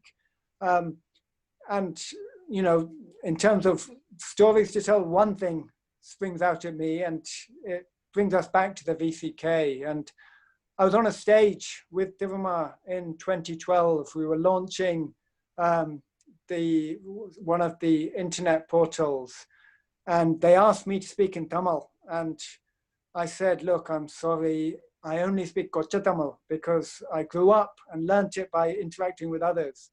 And he stopped me and he corrected me and he said, actually, I want to congratulate you, but I disagree with your description. I think you speak Makkal Tamil. And what he's saying is actually the language of the subaltern is different and you see that, you know, so even if the tone is the same, when Thiruma is speaking at political meetings, he's speaking Tuya Tamil, he's speaking in the language of the institutions, he's speaking in the language of politics, which may not resonate. So actually, many parties in Tamil Nadu have star speakers, have people with a demotic touch who will speak in colloquial Makkal Tamil in order to reach the people's hearts more directly. So yes, there's a caste angle to it, but I think there's also a class angle there too. I will tell the audience that it's too late. And I think you told me that 40 minutes, it went for long. And actually, really, I learned a lot. And so I want to tell the audience that if you have questions, just give us fast. We will take few questions. Sure. Time, because it's a streaming, so it goes a little late. So Yeah, in the meantime, I'll exploit that time. I have another question from our team members. So she asked about cinema. Cinema, yes. popular culture, and its impact on the anti-caste movement. Yeah. And especially after the entry of Paranjit as director. Yeah. Yeah. How do you see that? So yeah, I think it's really important. In fact, a former student, D. Karthikeyan, who used to work for the Hindu, and I have just written a couple of pieces on this. And I think you have to understand the emergence of Paranjit and the turn to what Suraj Yengde calls Dalit cinema in the context of what preceded it. And what you have in Tamil cinema throughout its history is the assumption that the ordinary citizen is a casted citizen. And this becomes particularly salient and central in the 1980s with the emergence of Deva and Gaunda movements, when you have films which openly celebrate their caste protagonists. You have Deva Mahan, you have Chinna Gaunda, you have all these films which index the caste of their protagonists in the title, but also in their storylines. You have the veneration of Mutturamalingam Deva as an icon, so the camera will pan in on his statues, songs will glorify him, they will talk about Devas as rulers of the land, and they will be very derogatory about Dalits. So there were many controversies in the 80s and 90s about the way in which Dalits were portrayed in Tamil cinema. And so the emergence of directors who are willing to address Dalits as heroes, but actually beyond that, to address Dalits as people, to address them and recognize their humanity, I think is overdue and extremely welcome. And I think Paranjit has been excellent in doing that. And it's done in subtle and not so subtle ways. There was some question mark about how can you have somebody like Rajinikanth, whose politics are nowhere near those of a Dalit movement, playing a Dalit hero. But actually, if you flip that and think, when you get somebody of the stature of Rajini playing a Dalit, think about the message that imparts to young Dalits watching it, in cinema halls across Tamilnadu. And the way in which it was viewed by dominant castes suggests that touched a nerve as well. So having more role models on screen is fantastic. Having more sympathetic directors is important.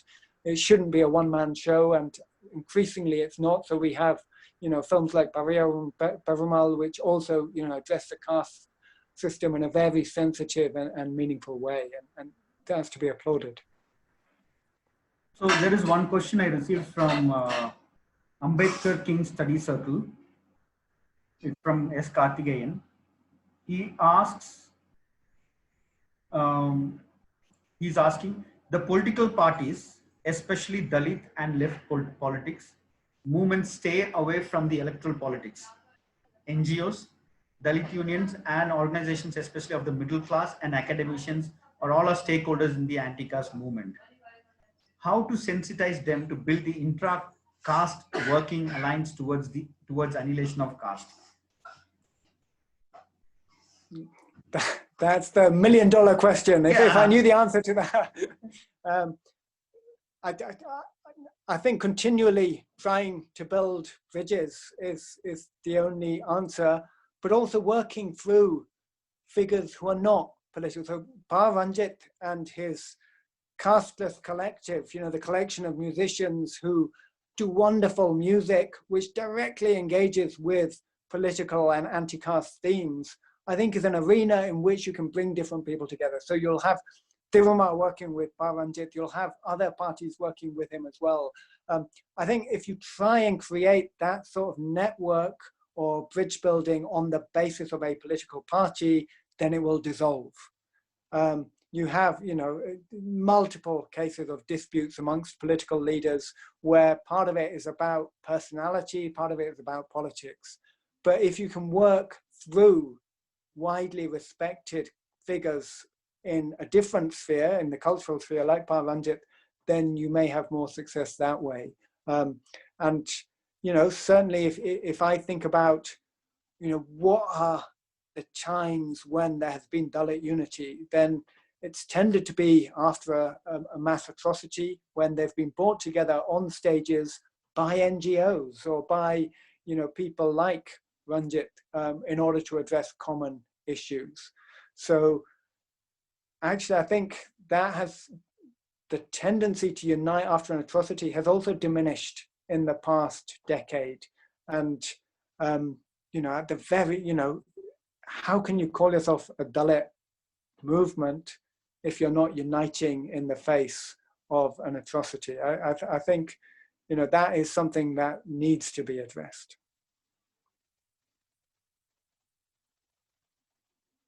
There is one question on Dalit women.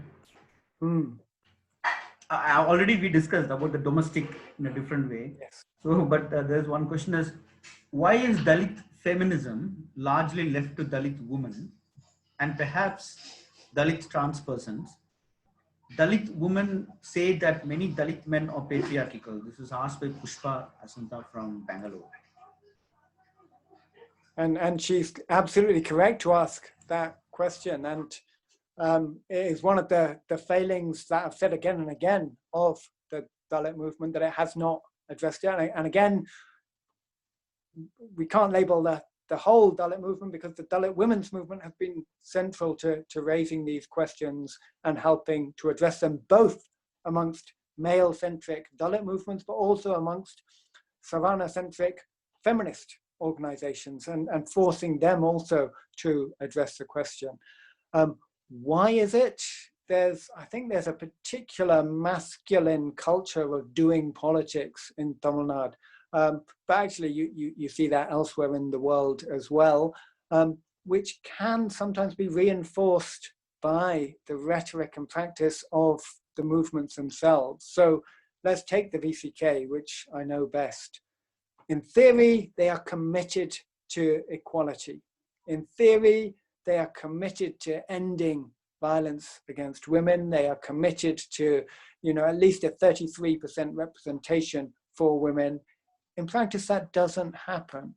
And one of the reasons why it doesn't happen is that there is a pervasive cultural rhetoric of honor, which means that the Dalit women activists who are out late at night, who are traveling around, then start to have aspersions cast against them, start to have rumors placed against them.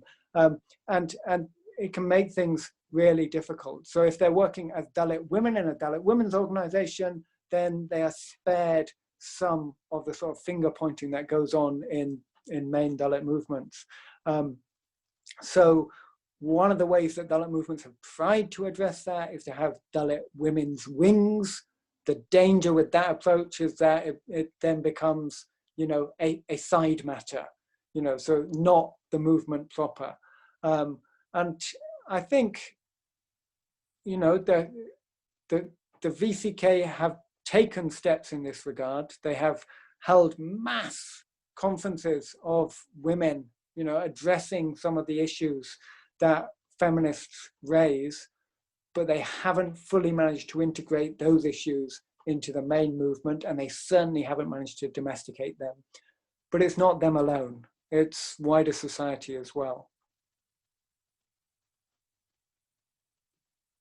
Another question from Ganesh, Sambhavi Ganesh. She's asking about Shankar's murder and the court's release. She asks, the High Court has let the movement down after acquitting Shankar's killer in the light of police atrocities and the court's stand on honor killing. What is the function of intercaste marriages?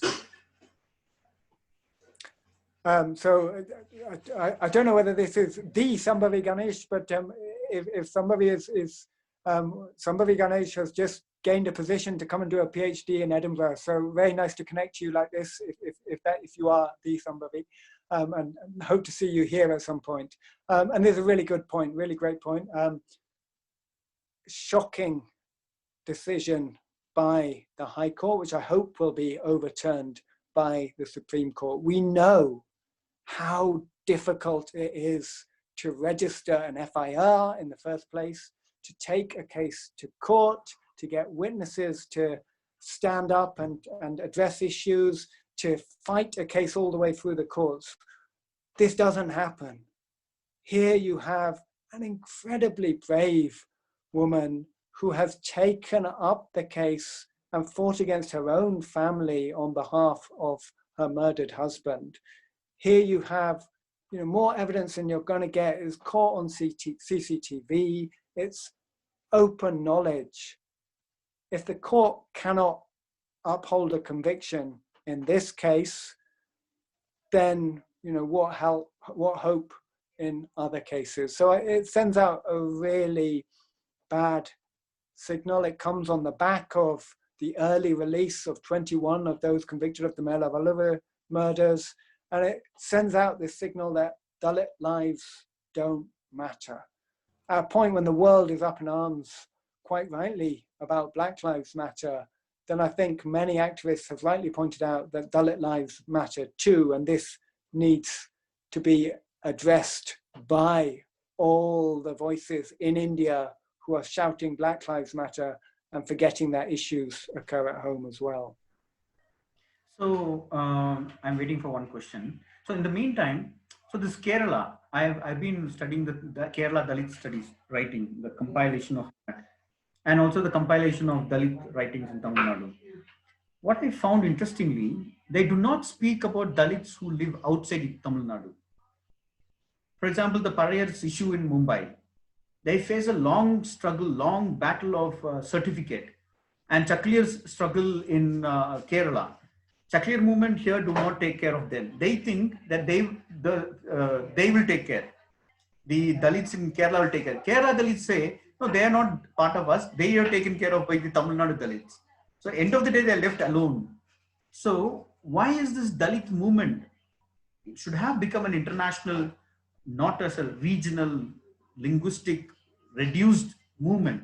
Why is that? That's a big negative for the self-respect itself, I would say. Large number of Parayas, and actually many people would have known about Dharavi only after Paranjit made that movie of this Kala.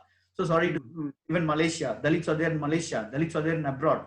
But local Dalits do not take up the Malaysian Dalits issues. Local Dalits do not take the issues of the London Dalits take up their own issue. US, there is something happens, US issue. It is not only that, including our neighborhood issues reduced to the, so how does one see this? So I think Gopal Guru puts it very nicely when he says that the cognitive map of Dalit politics is shaped by emergencies. It's shaped by the pressing issues that confront them on a day-to-day basis. I would add to that I think the cognitive map of Dalit politics is also shaped by wider political structures, which tend to be state-based. So you have all these regional parties. What we don't have to the same extent is a Dalit equivalent of the RSS, of the VHP, of the BJP. A Dalit equivalent would be an Ambedkarite movement that spanned the country. And you have moments of alliance, but they tend to then fall back upon the state politics. And so, yeah, I'm with you on that. I'm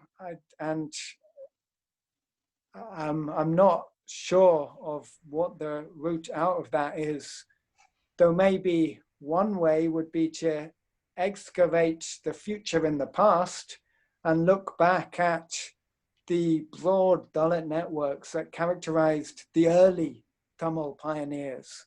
Ayotidas, Retyamala Srinivasan, their journals went across to Malaya, they went across to Singapore, they went across to Myanmar or Burma as it was then, and You know, they were read widely in Corner Goldfields. They were read, you know, around places. So maybe looking back, Dalit movement today can learn from the past in that way and recreate that sense of wider networks. So this will be the last question from my side. There are thousands, but I don't want to take you. This is 2 hours. So actually, this is very seriously from my heart. You have to also tell me from there. Actually, um, where is this anti-caste movement presently we are going? Where are we going? Atrocities are happening. It is not, deaths are continuing. We are protesting, we are putting them in the police station. And then we forget the case goes on. Like the greatest, the memory, the sweet memory of, not sweet, the saddest memory which haunts me is the Ilavaran's murder. It's not that I'm chuckling, I'm telling him. Such a beautiful, that's a very painful story of a love, which had a massive movement. And then at the end of the day, nothing came out. Nothing in no cases, popular cases, Paramakudi, every case is nothing. So do I have to live with this? These political parties, when they tell me, do I have to live with this when an atrocity happens? I will ask you this way also. When an atrocity happens, do I have to live with that atrocity? Will I get ever justice with this present approach? Yeah, that's an excellent question, Race. And again, I would draw a parallel with the Black Lives Matter movement just now. You know, you have this upsurge of protest around a particular incident. You have that, as you say, with Ilavaran, and then nothing happens, it all dies away. And I think the one thing I would take hope from, and the one reason I would have to suggest that the anti-caste movement can progress, it comes from work in a unrelated field. So there's a really nice book written about climate change called Living in Denial by Kari Mari Norgard. And it's set in a small Norwegian village. And she says, climate change is a global emergency and we don't do enough about it. Why is that? And one of her key arguments is that in everyday conversation, we skirt around the issue. We tell ourselves, oh, there's nothing I can do, or I'm doing enough already, or, you know, we're just a small community, what can we do? Once you start to change those conversations, then you can begin to think about a change to society.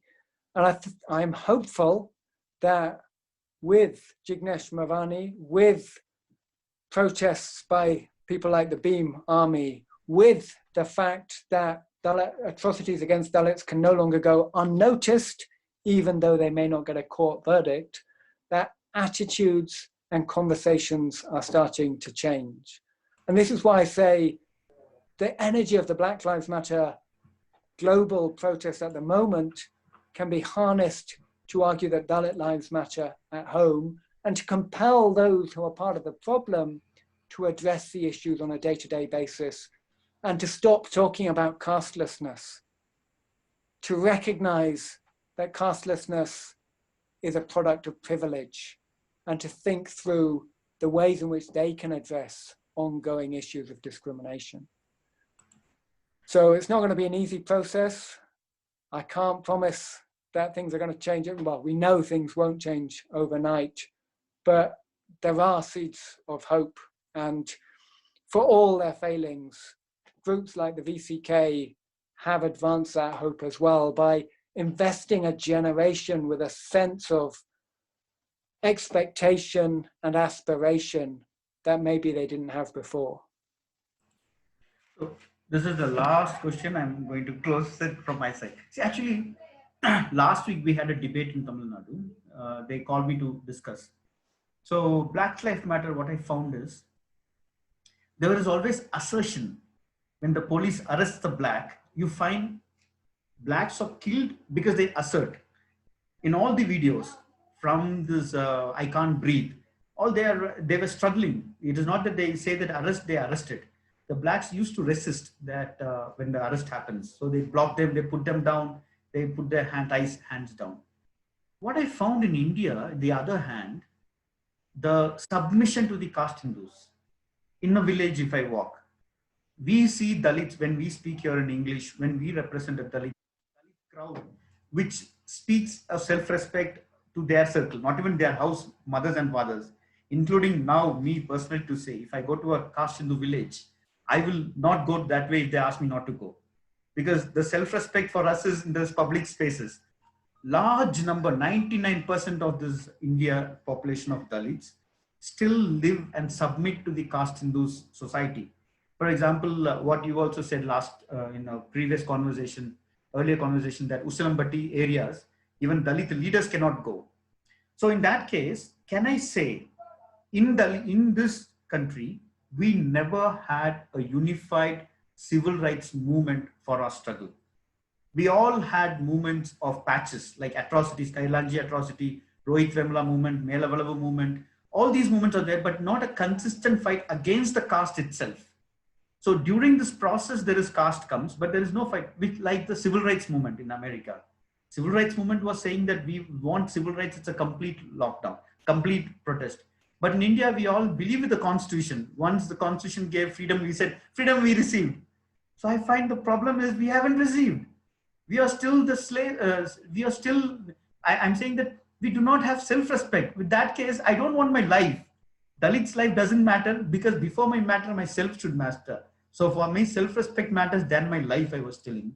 So how do you find, like Iyengali movement was there, Ayodhidasa movement was there, LC Gurusamy was there, and then there's our great leaders of different parties are there, and Chandrasekhar Azad, all of them are there taking up individual issues, but there is no large scale issues of caste. A civil rights movement in Dalits is missing to attack the caste. So am I making something wrong in this assumption? This is my last question. No, I don't think you are making. I would question where you started. I think many African Americans, many Black Americans are killed even when they're not resisting. And that one of the shocking things about George Floyd was that he was not resisting arrest. So you have similar issues here. It's not about a willingness to resist or not. I mean, in the caste case, you have this idea that because of notions of karma and dharma, Dalits buy into the system that oppresses them. I've never believed that. I think you look back in history, you see, a long, rich history of people trying to escape the oppressions of caste. So I don't believe that Dalits do buy into the system, but they are locked in to a system which systematically treats them as inferior. One of the things that Dalit movements have done is to break that sense of inferiority, to give people a sense of the ability to assert their equality. And I think you're right about the civil rights movement. And one of the key arguments about independence, as you say, is that there was a passive revolution in the sense that overnight you're granted equality and citizenship. But because it's a top-down process, you skip out all the steps.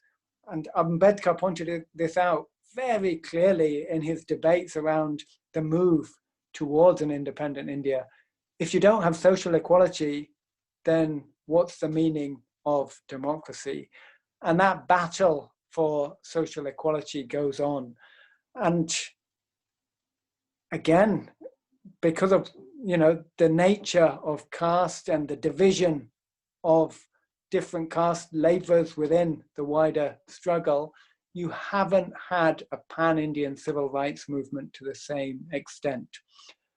I think there's the possibilities of one now because for all their many different approaches, for all their many different leaders, there is a widespread, if not universal, acceptance of Ambedkar as a figure. And so there is the possibilities to have a civil rights movement that rallies behind Ambedkar in a way that maybe there wasn't in the past. So I try and be optimistic, but it's difficult. So actually, I'm not sure as a viewer whether they understand. There are a lot of viewers actually. They've been following your lecture now. So I don't know whether they follow, but in this discussion, we largely critique the Dalit movement, hoping that they do engage with a lot many issues which are there on their plate. One last question from my side is, since it's a respect for our Dalit brothers and sisters who are in abroad, fighting for their self-respect, and then since you're from Scotland and London, UK, there was a history of Dalits facing violence there. And I'm very sorry that the Dalit movement in India never raised this issue until now, until this day. It was never in the manifesto at all. I hope that that won't be the condition coming days. So in that case, could you tell us about them on the caste issue, and for people to know what is the condition of Dalits there and the caste Hindus position there? So again, I mean, probably the best way to talk about it is Ambedkar pointed out that wherever Hindus go, they will take their caste with them, and that has proven to be true. We can talk about the UK, but I think it's worth highlighting just this week that California has taken Cisco to court for caste discrimination, in the USA, where employees of a multinational corporation have been seen as discriminating against another employee on the basis of caste. So studies that I've read suggest that caste reproduces itself in different places on the basis of numbers. So there's a beautiful study by, is it Vivek Kumar, I think, on caste in South Africa and on the UK. And he shows that where there are large numbers of people, then caste structures are reproduced. Where the numbers are smaller, then caste is reproduced, but in a reformulated sense. So the upper caste may intermarry, but there's still a bar against Dalits. So the position of Dalits in the UK is, way better than that of Dalits in India. They're able to apply for any job that they want. They are able to engage with others on an equal footing. They are more likely to experience racism than casteism, but studies by people like Meena Danda, David Moss, and Aparna Wagre show that casteism is also present and experienced by people on a fairly routine basis. And this shows that, it is a virus, it is a frame of mind, and this needs to be combated wherever it takes place. So this is a last question from a person, Amina Hussain. She is asking, anti-race movements get supported by the people who are guilty of caste atrocities. How to negotiate this irony? Yeah, no. No, like I say, everybody who's shouting Black Lives Matter in India also needs to think through, well, what's happening closer to home. And I agree, it is ironic, and hopefully the commentary around this will compel them to reflect on that irony and address their own actions. So, Professor, anything last you want to share with us? Something which you want to share with us? Any point? Continue the great work of Dalit Kamra. I mean, some of the things you've done have been fantastic, raising the profile of the discrimination faced by students in universities in particular. Really, really powerful work. This new enterprise in COVID times to start interviewing people around the world is maybe one way of forging the networks and connections that we were talking about. So keep up the good work, and many thanks for inviting me.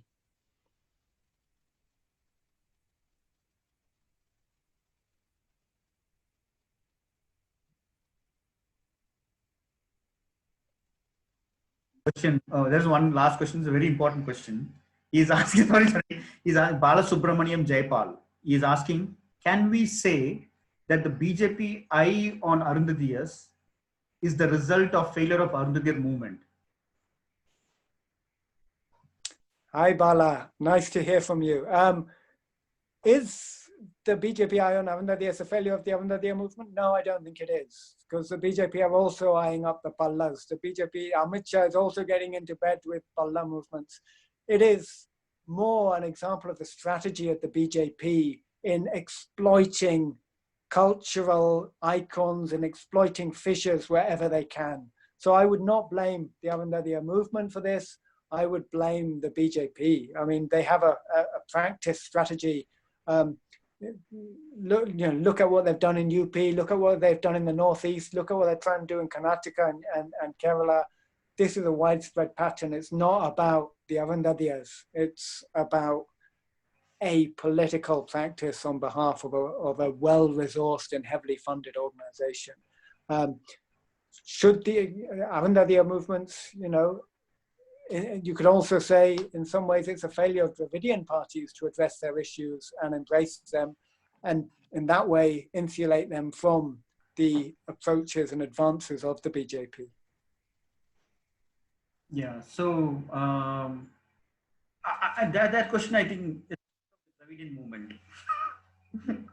because the reason is you find now Gurusamy, the person who left PMK, today he got the deputy general secretary.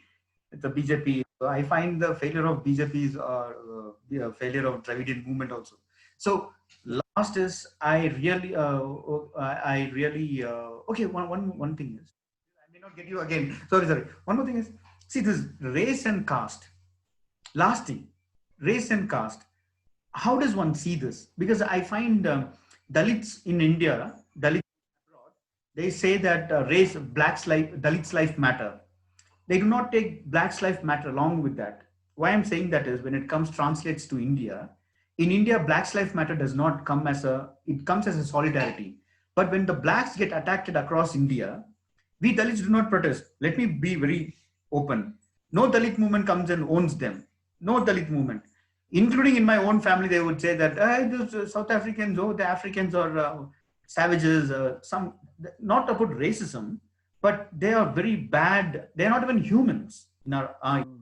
So I find, what is this connection? Do you think that Black's life matter, apart from solidarity, what Dalits show, that Dalits should go forward more than solidarity? They should, Black's life matter also matters to Dalits, I was seeing. Something No, I agree with you, but I think what's the need of the hour is solidarity, and I think recognizing, a shared experience of oppression, drawing, building, there's a rich history. Ambedkar was talking to Du Bois. The Dalit Panthers were inspired by the Black Panthers. There's this rich history of solidarity and engagement and mutual inspiration that can further the struggle. And this goes back to the debate we had earlier about domestication of issues. I think there's a need to recognize, just as the Savannah Twitterati who are saying Black Lives Matter, but forgetting that Dalit Lives Matter, Dalit movements also need to appreciate that Black Lives Matter is not just an issue about violence in America. It is also an issue when you see racism and colorism at play at home. And so, yeah, there's a call for solidarity there. And, maybe a recognition of, so Du Bois pointed towards the psychological wages of whiteness. There are also psychological wages of upper casteness, so you can insulate yourself from wider processes. And so I think as Dalits, forging those links is important, and expressing solidarity both abroad but also at home is critical. Yeah, now I'll end this conversation. Actually, next time I will take a short conversation, okay? Next time I will promise to sit with the time. This is the first time, and there are so much. And actually, when Dalit Camera we started, I find there are stories which to enrich us. It is not about pain and suffering. It's about, there was a retaliation. All the atrocities about retaliation. And that retaliation, due to the court's language, we do not talk about that retaliation. For the court language, you have to be a victim. So Dalit movement always carries this victim. So I was thinking that we have to have this, we have to celebrate that violence actually. Like Karam Chadu, Chunduru from North India, even Melavalu. They said that you can't contest. If you contest, we will die. But these men said that, no, we will contest. We will. Yeah. That is a glorifying history. But you cannot go to the court and say that we can't. So I was wondering, the experience which you have, it's really, unlike the other writers, I find your experience with VCK is something, is an asset for the community. And it is also an asset of your book and your values. It is really, I would tell you from my heart, that is really a immense work what you have done. Even now I was reading your articles, you say that so many people you have interacted from Malachami to now. So I think you are an encyclopedia of this entire Dalit in Tamilnadu. I mean, yeah, of course, there is nobody in an English-speaking circle to for Dalits. It's a really great work you have done, and really, it really it enriches us, and I really honored to say that I've interacted with you for so long, and it really enriched us. And it's really honor for Dalit Camera to share this big space. You know, one very important thing, many people do not know what Dalit camera is. Many people would say in North India, in South India, people say this is Mala camera, this is Madhya camera. And in Tamil Nadu, right now, they would say the Chaklir camera. Okay. So I think this discussion would really put them in trouble to understand what cameras this is. Because I actually go with your argument about Dalit. For me also, Dalit is an identity, not about caste. I find caste is not only a problem of a Parayar, even it is a problem of a Chatlier. So we have to come out of that caste. And for me, the Dalit, I wanted to tell you long back when you saw, I forgot, that Dalit, actually, I also imagine the same way. From that, I really feel that it was an enjoying conversation. For the first time, I had this conversation like this, and two conversations I had, but this is the best conversation I had because we traveled together. So from that, I would say that I thank you on behalf of this team, and also to the viewers for sitting so long and sending comments. And it looks like most of them are from Hugo's students and friends. But yeah, it's good that all of you have come to watch this for so long sitting. So would you like to say something before we end the conversation? Well, thanks to everybody for putting up with me, for posing such brilliant questions. Many thanks, Race. It's been an honor to be interviewed by Dalit Camera. Let's talk again. Yeah, let's talk again, because we have just passed through the introduction. We have so many things to discuss later. So yeah, Jai Bhim. Good. Jai Bhim. Thank you. Thank you.